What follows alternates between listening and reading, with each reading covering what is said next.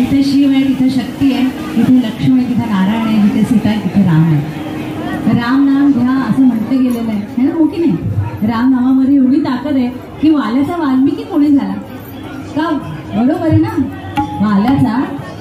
वाल्या कोळीचा वाल्मिकी झाला, बरोबर ना आजी? हा, तर हा जो राम आहे तो कुठे आहे बरं? तो दुसरीकडे कुठं नाहीये, तो आपल्या मनात आहे, आपल्या हृदयात आहे. तर आपल्या मनात असलेल्या, आपल्या आत असलेल्या काम, क्रोध, मद, मोह, मत्सर, दंभ ह्या 6 तोंडाच्या रावणाशी तो लढत असतो.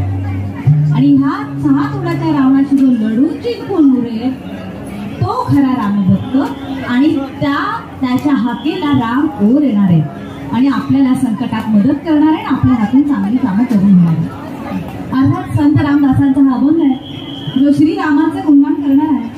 त्यात वेगवेगळ्या प्रकाराने रामाचे गुण ते आळवतात. म्हणतात की राम नामाच्या उच्चारणानं पापाचा क्षय आणि पुण्याचा संचय होतो. रामाचे भक्त असल्याने त्यांचं हे गुणगान साहजिकच, पण ह्यात आपल्याला माहीत असलेले रामदास स्वामी कुठे आहेत तर ते शेवटच्या 2 कवितात. तर ऐकूया पुढचा श्रीरामांचा हा अभंग, आरंभी वंदिना.